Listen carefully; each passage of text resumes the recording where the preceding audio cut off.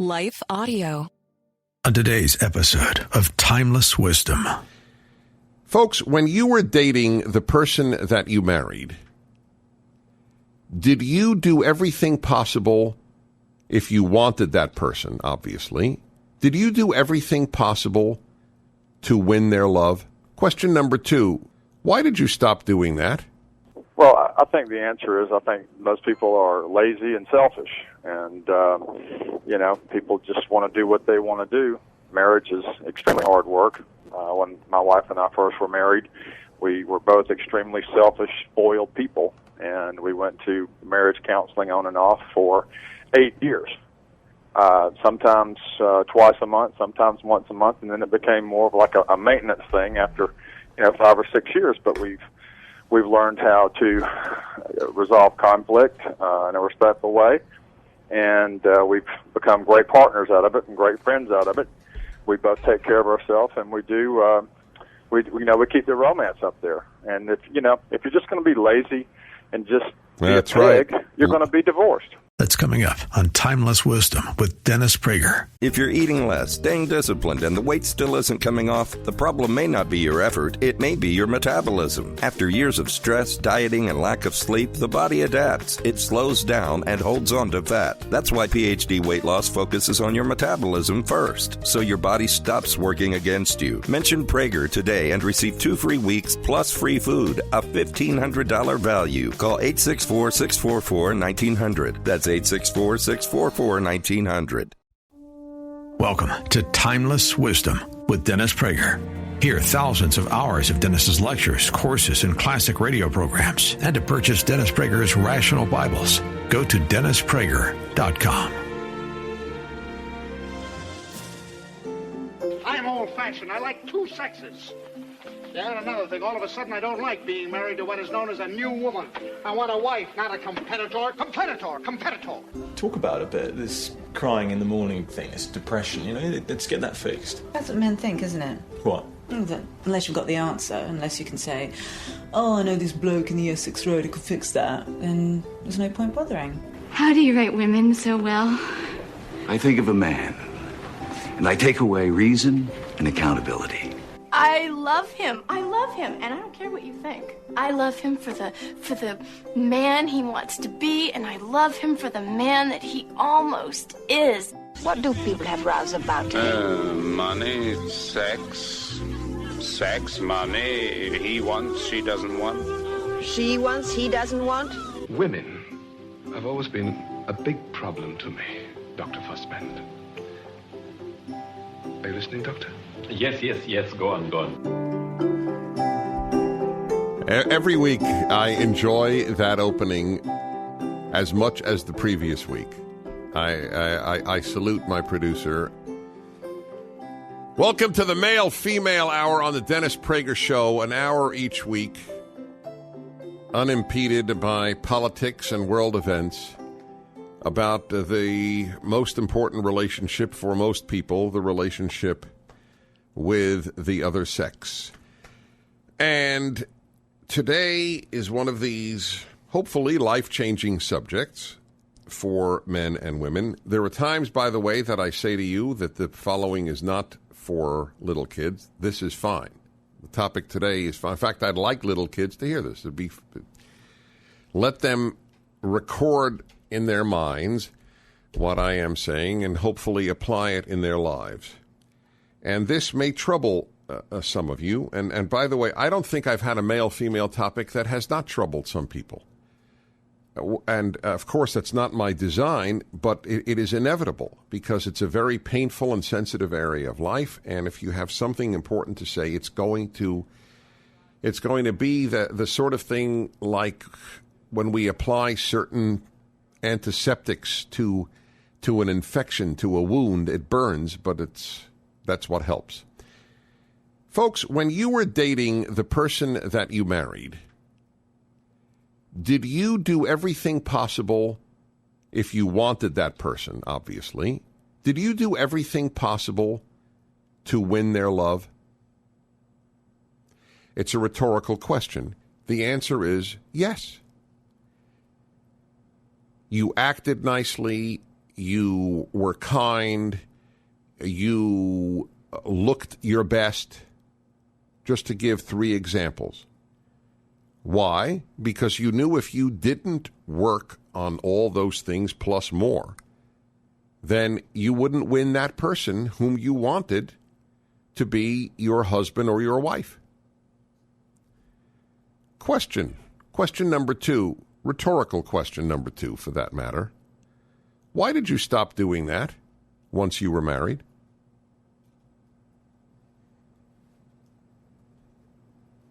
Letting you think about it, that's the reason for the silence. Why do people stop trying to win over the affection of the person they married? It's almost as if a team scores a touchdown and then stops playing. It was all in order to, or they win one game and then they decide not to try hard because they only needed to win that one game. But a team has to try hard continually. There's no end to its attempts. Even if you win in football, let's say you win the Super Bowl, you still have to come back next year and try again. You have to do everything and probably a little better. Why is it that people stop trying to win the affection of the person that they marry once they married? Well, there are many answers to that, and that's the subject of today's Male-Female Hour. Why do people stop trying to win the affection? Well, the biggest single reason is they're foolish. It's a foolish decision. Very smart people could make foolish decisions. That's true for all of us, including myself. It doesn't mean you're a fool. It means that decision is foolish. That's the primary reason. People aren't aware of the fact that winning the person's affection doesn't end at the wedding. But that is true for vast numbers of men and women. Okay, I won the person I wanted. Now I can rest. Because it's effortful. It's effortful to try to win over another human being's affection. It's effortful to smell right, look right, dress right, talk right, act kind, act attentive, act caring. Boy, that's a lot of effort. And I would argue to you that if every husband and every wife continued with that effort throughout their marriage, that we would have so many more happy marriages that we wouldn't know what to do with ourselves. But there is in people, and I don't know if it's more men or more women. I have no clue, frankly. And I would have no hesitation in saying that it's a problem that afflicts more men or more women. I just don't know. It may really be 50-50. I suspect it's 50-50, but I don't know. 1-8-PRAGER-776 is the number here. Why do people stop? Well, they make a foolish decision, but why do smart people make foolish decisions? That's the real question. To say that it's a foolish decision and that's the reason is true, but hardly illuminating. So let's try to illuminate. Why do smart people, men and women, make a foolish decision? Well, for one thing, there is this romantic notion that once we are married, I have you. And we offer each other, and I don't want to get onto the subject of unconditional love, even though that's related here, but it's unconditional. Now, I have him now, and I don't have to work on myself nearly as hard. I have her now. I don't have to be nearly as attentive as I was when we were dating. I would argue to you folks that you should date your spouse for the rest of your life. And if it sounds effortful, yes. I hope it isn't that effortful. I hope it's more natural. By the way, over the course of time, it becomes more natural.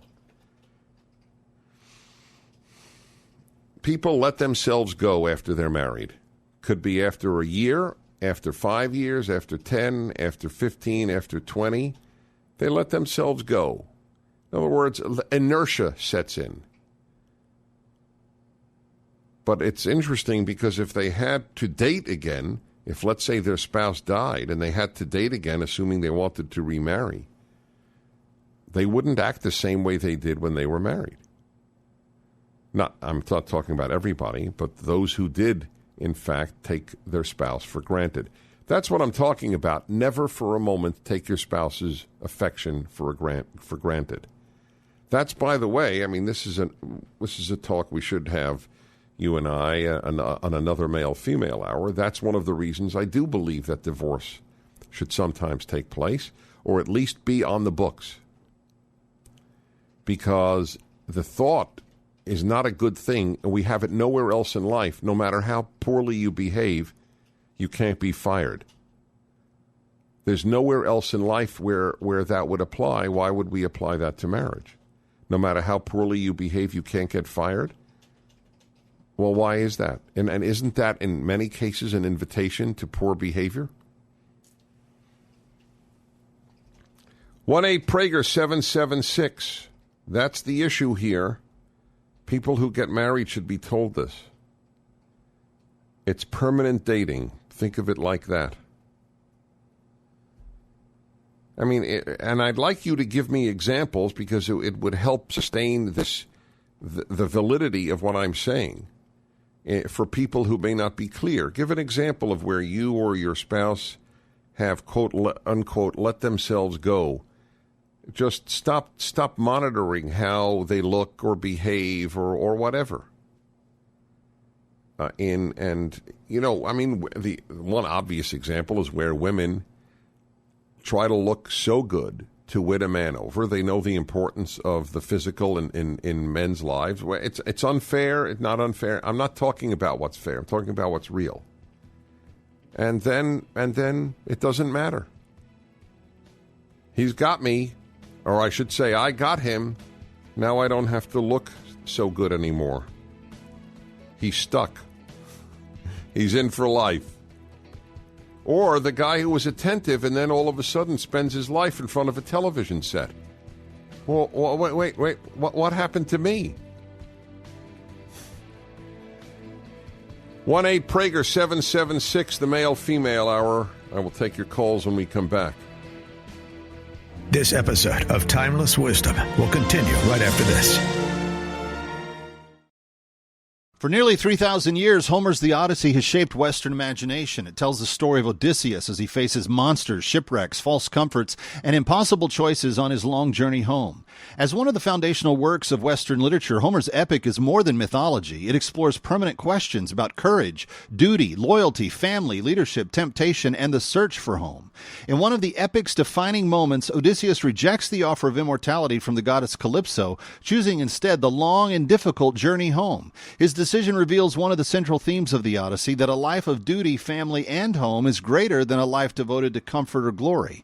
Achilles chose glory. Odysseus chose home. That's why Hillsdale College has released its newest free online course, The Odyssey. Taught by Professor Benedict Whalen, the course reveals why Homer's masterpiece remains one of the greatest works of Western literature. Find this free course at hillsdale.edu/start now. The Odyssey from Hillsdale College. Go to hillsdale.edu/start now. Now, back to more of Dennis Prager's Timeless Wisdom. Hi, everybody. Dennis Prager, and this is the Male-Female Hour, every week talking about male-female relations. Today's topic is, why did you stop if you did? I'm not saying you did, but those of you who did, why did you stop trying to win the affection of your spouse when he or she became your spouse? The way people want to look and act and talk and treat the other before they're married to win the person over, why does it stop? That's my argument here. It shouldn't stop because you should never take the person for granted.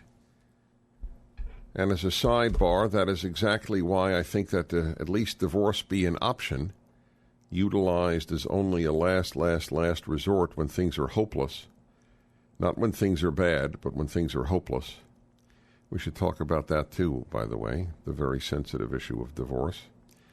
But I think it should be on the books because it's a statement that we should never assume that we have tenure. Well, one of the problems at our universities is that professors can't be fired after a certain period of time. Well, most people, if they know they can't be fired, aren't going to try to do as great a job and impress people with their qualities quite as much, right? All right, let's go to New York City and Jimmy. Hello, Jimmy. Dennis Prager, thank you for calling. Hi, Dennis. Thanks for taking my call. Mm-hmm. I listen to your show quite regularly, and I don't always agree with you. Today, you're spot on with a lot of things you're saying. Good. And I'm speaking from someone who is approaching a divorce at this point in time. I'm sorry. And a couple of the things that I think you left out that are very important, and the adherence to the fact that you were mentioning there is really, really very important. And I don't know if it's as important to females as it is to males, as you kind of alluded to.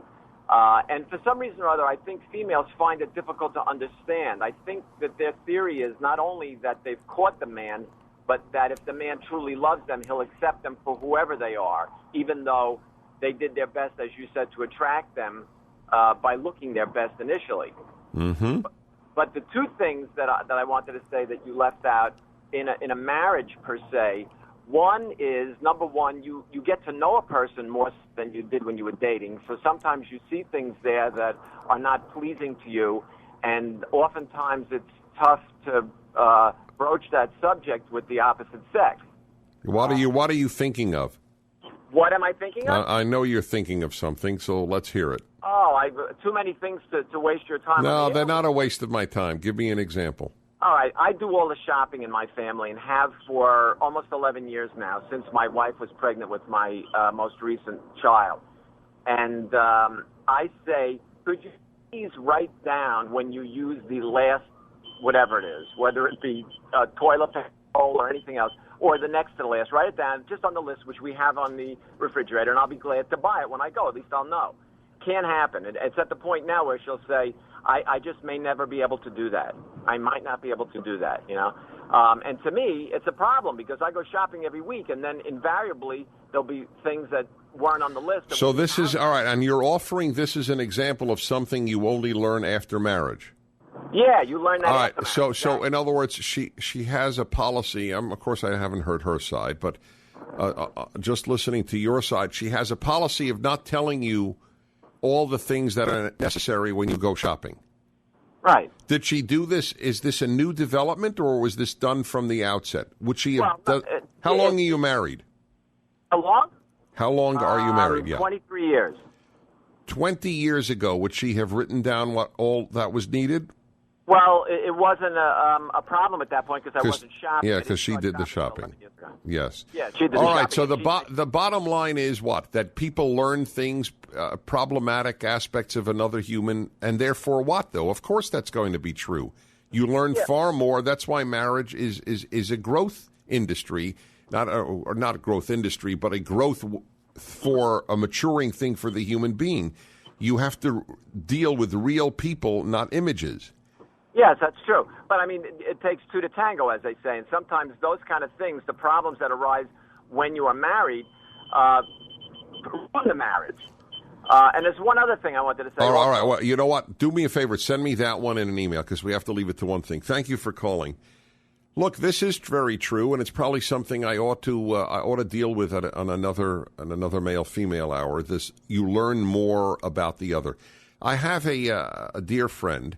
I'll even say who it is, Joseph Telushkin, the great Jewish writer, and we know each other since high school. And he has a very interesting line about marriage. He said, you not only learn far more about the other's issues, you learn far more about your own issues. And he gives the example of, he says, when you live alone, when you're single as a bachelor, talking about guys at any rate, you have no idea if you're moody. How do you know if you're moody? You only know if you're moody if he bounces off somebody else. So that, by the way, which is why I recommend so strongly, one of the many reasons I so recommend marriage is because then you learn yourself. There's no mirror in your life if you don't get married. There just isn't. Let's be honest. There it doesn't mean that everybody who stays single is X or Y or Z, but I mean, the notion that you don't grow by having to commit to someone and live with them daily is nonsense. Of course you do.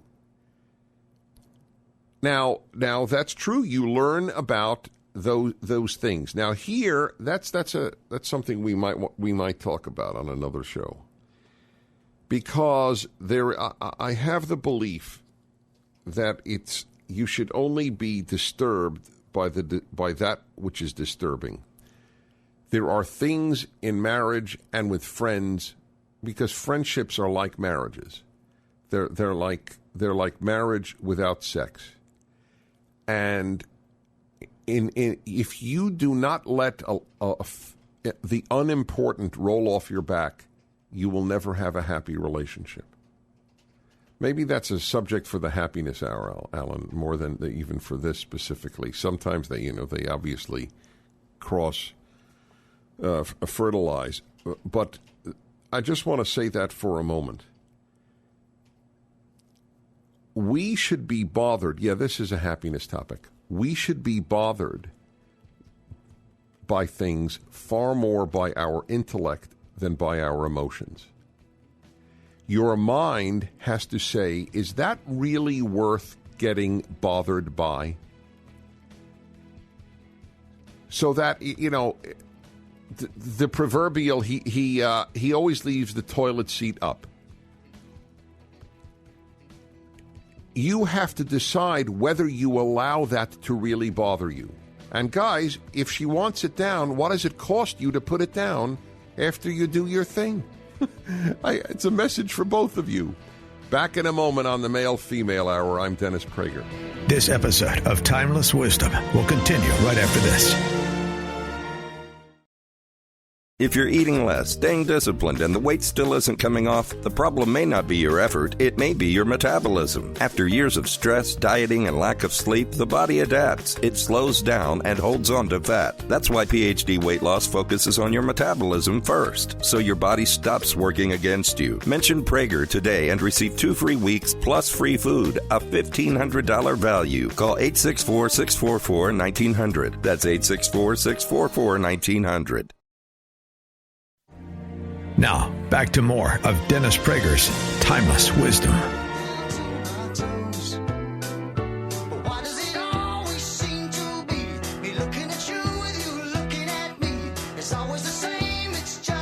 This is the Male-Female Hour, each week at this time on this day. Specifically, the second hour of my show on Wednesdays. This is the Dennis Prager Show. Hi, I'm Dennis. Thank you for being with me. And the subject today is, just as you tried to win the affection of the person you wanted to marry you before you married, you should want to win their affection every day after you're married. Never take their affection for granted. Okay? Never do that with friends, by the way. This isn't just spouses. I regard friendship the way I regard marriage. That's how important I regard friends and friendship. And you have to devote time to cultivating friendship, and you have to act in good ways, or you lose your friends. And you have to think that you can lose your spouse. You may not lose them through divorce. You may just lose them through attrition, a war of attrition. 1-8-PRAGER-776. Let's go to some of your calls here. And let's go to Lisa in Brentwood, California. Lisa, thank you for calling. Dennis Prager. Hi, Dennis. Dennis, Happy New Year. Thank you. My comment is, I think it's unrealistic to expect a couple to maintain the level of intensity that they have while dating, mostly because during dating it's really fueled by a lustful excitement to discover the unknown. And that I think in any case, be it an athlete, it's unrealistic to expect somebody to maintain that level of intensity all the time. Well, the level of intensity, maybe, but why the level of attempt and commitment? I'm not talking about intensity. That's a word that you introduced. I'm talking about working at winning the other's affection after marriage as you did before. I'm not saying you'll have the same level of intensity or excitement at all times. Well, I could just speak for myself after being married 25 years and being in better shape than I was when I got married. But I think with greater knowledge of the person, there's a greater sense of authenticity. Both partners have to be more authentic, and that could be for the good or for the bad. You know? And, right? Yes, well, I don't know about more authentic. If you faked, forgive me, I'm going to let you go because of the terrible interference. If you faked who you were, then you were not authentic. Interesting, as it Lisa, I think she introduced items here that I was not talking about. I didn't talk about authenticity. I didn't talk about intensity. I said that just as you worked to win the affection of the person you dated in order to marry the person, you should work at winning the affection of the person after you marry the person. That's all. I didn't say that you will have equally intense times, and I had nothing to do with authenticity. If you faked who you were to win the person, then you were inauthentic, and then you're both, am I allowed to say, screwed? Yeah. I mean, that's bad news. I want you to be authentic before marriage and authentic after marriage. But authentic doesn't mean body odor. Are you inauthentic by showering every day? Are you inauthentic by keeping yourself clean and as good looking as you can? Is that inauthentic? Is it inauthentic to call the person and ask how they are? Why is that inauthentic? So it's inauthentic, I guess, if the guy at dinner, he tips the waiter more before they were married than after they're married. He wanted to impress the woman that he's a generous guy.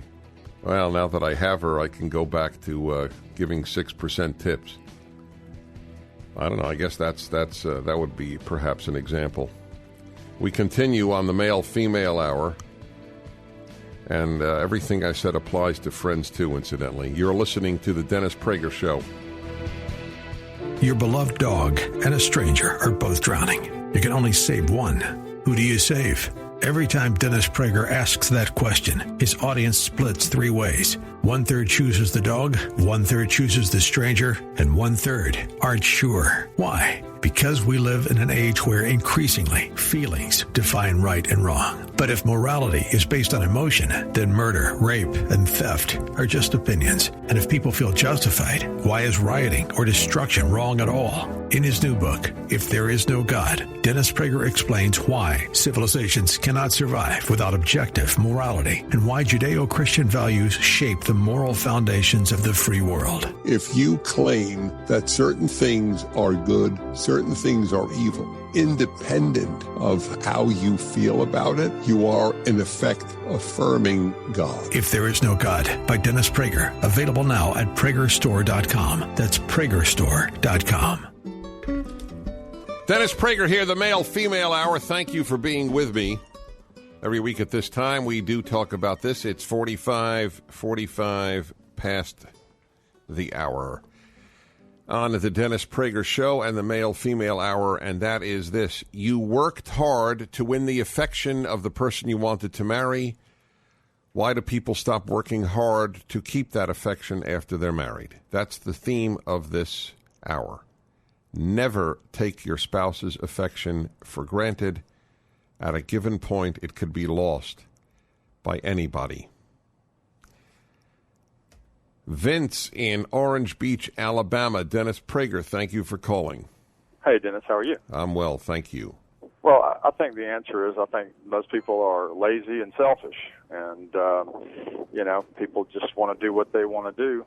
Marriage is extremely hard work. When my wife and I first were married, We were both extremely selfish, spoiled people, and we went to marriage counseling on and off for 8 years. Sometimes twice a month, sometimes once a month, and then it became more of like a maintenance thing after 5 or 6 years. But we've learned how to resolve conflict in a respectful way, and we've become great partners out of it and great friends out of it. We both take care of ourselves, and we do. We keep the romance up there. And if you're just going to be lazy and just That's be a pig, right. you're going to be divorced, and you're going to be lonely. Vince, well said. I thank you. Well said. That's right. Lazy is a big thing. That's right. If you want to be lazy, don't get married. That's a very good rule. Don't get married, because there's a vigilance that is necessary. I would like, though, it'd be an interesting discussion to have. I don't know if we'll do it on a male-female hour, but it's an interesting discussion. The general statement, which most people say, is what Vince just said: marriage is hard work. Should it be? Work, yes. Hard work, I don't know. I don't know if that's... I don't want people who are not married to think that they get married and all they're going to do is work. That's not true. If it takes that much hard work, there are real problems. And some of you have made that hard work and made a good marriage, and that's terrific. You are to be just saluted and congratulated. But I don't want people to think, with two mature people, work, yes, hard work. I don't know if that's... It's like parenting. Is parenting hard work? Well, it depends a lot on you, and it depends a lot on your children. For some people, parenting is very hard work. With a hard child, it's hard work. With an easy child, it's not hard work at all. And I would say the same thing about marriage. If you have an easygoing person that you're married to, who's mature and does work just at maintaining your affection, then it's not that hard. So there are a lot of it depends in these matters. So let's go to Eden Prairie, Minnesota, and Suzanne. Hi, Suzanne. Dennis Prager. Thanks for calling. Hi, Dennis. I had a clarifying moment about marriage on the tennis court. I played mixed doubles tennis. I was invited to play as with a neighborhood gentleman as my partner, and I noticed that as soon as the opponent walked on the tennis court, I could tell if they were married or not by how they treated each other on the tennis court. And most of the time... That is a great insight. Keep going, and most of the time, go on. Most of the time, if they were married, they treated each other horrible. And I learned a great lesson that helped me in my marriage, to always remember to treat the person I love more than anyone else in the whole world with respect as much as I can. That's not to say I am perfect. We've been married 35 years. But that moment on those tennis courts, watching married couples It's a terrific play, call. Suzanne, here is the way to, I guess one could put it. Why don't you treat your spouse as well as you treat strangers? That's it. You are good. That is so... I love that. You see it because she gives a specific example for a general rule. That's my general way of presenting things on any subject, and it's a good rule to follow. She looks on a tennis court, so there's a man and a woman. Mixed doubles means that man and woman versus man and woman. And she looks, and so this man and woman come on. They're her adversaries coming on. They're opponents in the game. And she immediately knows if they're married, because if they treat each other respectfully, they're probably not married.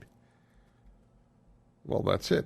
By the way, this notion of familiarity breeds contempt. I find that a repugnant notion.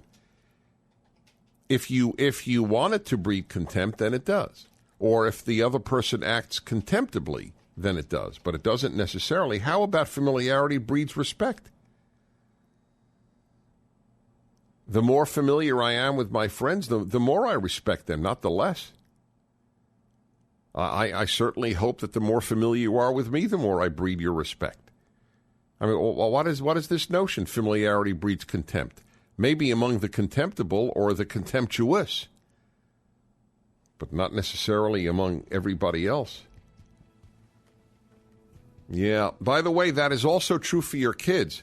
I don't think parents should allow kids to mistreat their siblings. Well, it's typical. It's sibling rivalry. You know, the older boy always picks on the younger boy or the younger girl. I'm sorry. If they can't treat their siblings nice, if you can't love your brother, I'm not sure you'll be able to love other people. That's where you start. It's not where you stop being a decent person. It's where you start is in the family.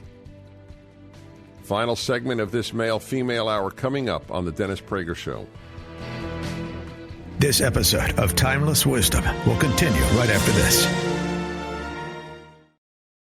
If you're eating less, staying disciplined, and the weight still isn't coming off, the problem may not be your effort, it may be your metabolism. After years of stress, dieting, and lack of sleep, the body adapts. It slows down and holds on to fat. That's why PhD Weight Loss focuses on your metabolism first, so your body stops working against you. Mention Prager today and receive 2 free weeks plus free food, a $1,500 value. Call 864-644-1900. That's 864-644-1900.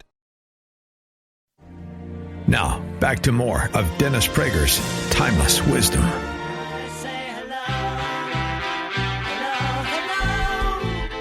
Hello, everybody. Dennis Prager here at 55 minutes past the hour. Final segment of this edition of the male-female hour. A reminder, by the way, that all of my broadcasts are available to you, commercial-free and in very high fidelity, at the staggering rate of $7 a month. Do you know, and we still get periodic complaints? I must tell you, I am surprised. I mean it. We should talk about this another time. Obviously not a male-female subject, but I have to talk to people about money. We that's what we should do. It's not a happiness hour. It's just an hour devoted to money and what you spend money on and what should be charged for. Anyway, in any event, just know that much is available to you with the highest fidelity and commercial free. And you go to DennisPrager.com where it says Pragertopia. I have 2 websites, PragerRadio.com and DennisPrager.com. And that's at DennisPrager.com. All right, let's go to New Baltimore, Michigan. Mike. Hello, Mike. Dennis Prager. Hello, Dennis. It's an honor to talk to you. Thank you. Just wanted to say that I lost my best friend about a little over 2 years ago. My wife of 23-plus years. Oh, I'm very young. Yes, well, at 52. Anyway, our first 20-plus years of marriage were fantastic. She liked dressing sexy, being sexy, and all that. And the last couple of years, as her body was ravaged by disease, everything broke down. And I never saw her as a burden, and all those memories stayed fresh with me even to this day. And so when a person, like that one man said about being selfish, if you're selfish like that and these things happen in life, both the husband and wife will miss out if they are not thinking about taking care of the other one. You know why that worked, Mike? Because she built up what I call a moral bank account with you. Over the course of all of that time, she worked on herself to be your sexy woman the same way she worked to be your sexy date before you married. That's exactly my point. God bless you. I'm so sorry about what happened. It's heartbreaking. I have talked about the moral bank account idea. It's true in politics. It's true in our relations with our friends. We will all screw up one day or some tragedy will happen. But you earn a great bank account if you keep making deposits. That's correct. And yes, to address the real issue, yes, guys want their wife to try to be sexy. That's correct. And women know this when they're dating. Why should it stop once you stop dating and get married? And guys, whatever you did, likewise. And that was the theme of this male-female hour. I'm Dennis Prager. Tomorrow on Timeless Wisdom with Dennis Prager. I've got you under my skin. I have got you deep in the heart of... Well, this is one of the songs that I will hear every day prior to the show. And I got to tell you, it puts me in a good mood. It does. It has a wonderful effect on me. And I just can't tell you how impressed I have been with listening to this guy sing. I'm 16 years old, and I was in Tower Records, I think, one time. And, you know, the little listening station things that they have in there, I put on the headphones, and there was a Frank Sinatra CD playing, and I just listened, and it kind of drew me in because it really sounded cool. He smoked 2 unfiltered packs a day. Over long periods, although... Depending who you talk to, he stopped the heavy drinking or the heaviest of the drinking and cut back on the cigarettes in the weeks before an important concert or before a recording, even more so. Join us tomorrow to hear more on Timeless Wisdom with Dennis Prager. Visit DennisPrager.com for thousands of hours of Dennis's lectures, courses, and classic radio programs, and to purchase Dennis Prager's Rational Bibles. We want to take just a second to thank the team at Life Audio for their partnership with us on the podcast. Go to lifeaudio.com to find dozens of other faith-centered podcasts in their network, including shows about prayer, Bible study, parenting, and more. If you're eating less, staying disciplined, and the weight still isn't coming off, the problem may not be your effort, it may be your metabolism. After years of stress, dieting, and lack of sleep, the body adapts. It slows down and holds on to fat. That's why PhD Weight Loss focuses on your metabolism first, so your body stops working against you. Mention Prager today and receive 2 free weeks plus free food, a $1,500 value. Call 864-644-1900. That's 864-644-1900.